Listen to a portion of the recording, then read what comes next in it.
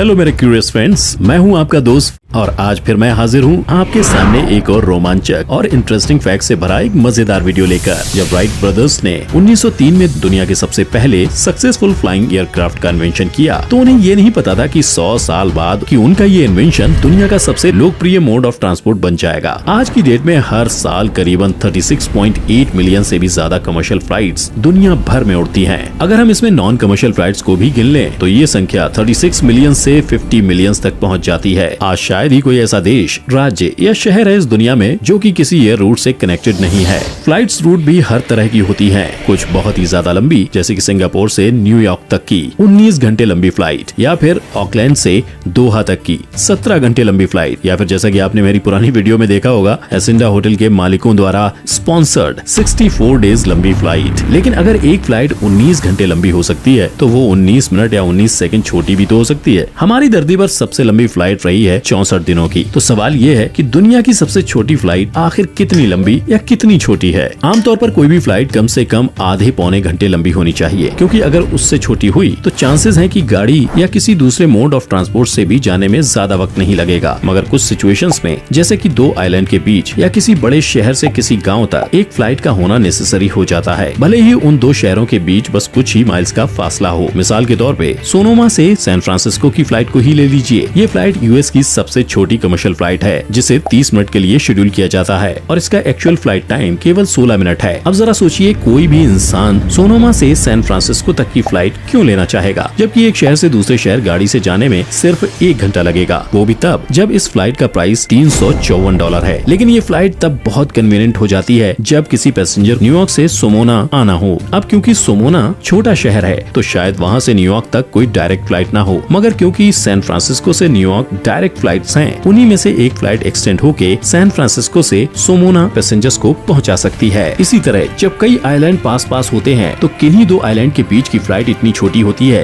कि ऐसी करीबन 500-600 फ्लाइट्स का टाइम मिला के भी सिंगापुर से न्यूयॉर्क तक की फ्लाइट ड्यूरेशन न मैच कर पाए। लेकिन इन फ्लाइट्स का होना जरूरी इसलिए होता है क्योंकि समुद्र का कभी कोई भरोसा नहीं होता, कब भड़क जाए और बोट या शिप जैसे मोड ऑफ ट्रांसपोर्ट वहीं फुस हो जाए। जापान, इंडोनेशिया, मालदीव्स, स्कॉटलैंड जैसे आर्किपेलागो नेशंस में दुनिया की सबसे छोटी फ्लाइट ड्यूरेशन की फ्लाइट्स पाई जाती हैं। अब सवाल यह है कि इनमें से सबसे छोटी फ्लाइट कहाँ उड़ती है और कितनी देर के लिए उड़ती है और क्यों उड़ती है। इन सवालों के जवाब ढूंढने के लिए चलिए साथ चलते हैं स्कॉटलैंड की सैर करने। स्कॉटलैंड असल में एक पक्की जमीन पे स्थित नहीं बल्कि 790 आइलैंड में बिखरा हुआ है। ऑकने आइलैंड स्कॉटलैंड से कुछ 10 मील यानी 16 किलोमीटर की दूरी पर है। ये आर्किपेलागो करीबन 70 आइलैंड से बना है, जिनमें सिर्फ 26 में इंसानी आबादी मौजूद है। यहाँ का मौसम साल भर सौम्य और सुहाना रहता है और क्योंकि यहाँ की मिट्टी काफी ज्यादा फर्टाइल है, इस कारण ऑकने आइलैंड्स की 70% जमीन खेती बाड़ी के लिए इस्तेमाल होती है। अब जरा अपने दिमाग में वर्ल्ड मैप को खोलिए और उसमें स्कॉटलैंड को ढूंढिए। बहुत छोटा देश है ना। अब जरा सोचिए कि अगर इस छोटे से देश को भी आइलैंड में बांट दिया जाए, वो भी 2-3 नहीं बल्कि 790 आइलैंड्स, तो आखिर ये आइलैंड कितने छोटे होंगे। शायद यही कारण है कि आप नोटिस करेंगे कि किसी छोटे मोटे वर्ल्ड मैप में ऑकने आइलैंड या अन्य किसी स्कॉटिश आइलैंड के नाम का जिक्र भी नहीं मिलेगा। ऑकने आइलैंड इतने छोटे हैं कि ऑकने मेनलैंड, जो कि इस आर्किपेलागो का सबसे बड़ा आइलैंड है, को छोड़ के किसी भी आइलैंड पे आपको 1000 से ज्यादा लोग नहीं मिलेंगे। ऑकने मेनलैंड की आबादी करीबन 17,000 है और उसके बाद सबसे ज्यादा आबादी साउथ रोनाल्ड से की है, जो कि लगभग 900 है। और जितने छोटे ये आइलैंड खुद हैं, उससे भी छोटी है इन आइलैंड के बीच की दूरियां। किन्हीं भी दो आइलैंड के बीच की दूरी 30 मील यानी 50 किलोमीटर से ज्यादा नहीं है। अब आप खुद ही अनुमान लगा सकते हैं कि एक 50 किलोमीटर की दूरी को तय करने में एक एरोप्लेन को कितना कम समय लगेगा। आमतौर पे कमर्शियल एयरप्लेन 700 से 900 किलोमीटर पर आवर की स्पीड से उड़ते हैं, तो इस कैलकुलेशन के हिसाब से 50 किलोमीटर की दूरी तय करने में एक आम एयरप्लेन को 10 से 15 मिनट से ज्यादा समय नहीं लगेगा। अगर हम plane take off, landing, ascending और डिसेंडिंग टाइम को भी अकाउंट में लेते हैं, क्या कभी आप एक 10 मिनट लंबी फ्लाइट में बैठे हैं? जरा खुद ही सोचिए, जिस फ्लाइट के लिए आपको घर से 2 घंटे पहले निकलना पड़ता है, उस फ्लाइट की ड्यूरेशन बस 10 मिनट हो तो आपको कैसा लगेगा। ऑकने आइलैंड का कैपिटल किर्कवॉल इस पूरे आर्किपेलागो में एक ऐसा शहर है जो कि आपको एक नॉर्मल नॉर्मल शहर जैसा लगेगा, क्योंकि इसकी आबादी और सरफेस एरिया भी थोड़ा ज्यादा है, वह फैसिलिटीज भी ज्यादा हैं, और यही वो एक शहर है जो कि ब्रिटेन एडिनबर्ग जैसे इंपॉर्टेंट शहरों से कनेक्टेड है। तो आसपास के आइलैंड से अगर किसी को भी बड़े शहर जाना होता है तो किर्कवॉल होके जाता है। किर्कवॉल से कुछ 35 किलोमीटर दूर वेस्ट्रे नाम का एक आइलैंड है, जो कि ऑकने आइलैंड्स का छठा सबसे बड़ा आइलैंड है। इन दोनों के बीच की फ्लाइट ड्यूरेशन महज 15 मिनट की है, लेकिन फ्लाइट का होना जरूरी है। वेस्ट्रे से 3 किलोमीटर दूर पापा वेस्ट्रे नाम का एक और छोटा सा आइलैंड है, जो कि इतना छोटा है कि वहाँ कुल मिला के केवल 90 लोग ही रहते हैं। और इस छोटे से आइलैंड के लिए दुर्भाग्य की बात यह है कि पापा वेस्ट्रे और किर्कवॉल के बीच कोई डायरेक्ट फ्लाइट नहीं है। तो आखिर पापा वेस्ट्रे के लोग किर्कवॉल कैसे जाते होंगे? जी हाँ दोस्तों, आप बिल्कुल सही सोच रहे हैं। पापा वेस्ट्रे के लोग पहले वेस्ट्रे जाते हैं और फिर वहाँ से किर्कवॉल जाते हैं। और वैसे वेस्ट्रे और पापा वेस्ट्रे के बीच फेरीज चलती ही हैं, लेकिन अगर फेरी का इस्तेमाल पॉसिबल ना हुआ तो देवी और सज्जनों पापा वेस्ट्रे और वेस्ट्रे फ्लाइट से भी कनेक्टेड है। और क्या आप जानते हैं कि इस फ्लाइट का फ्लाइंग टाइम क्या है?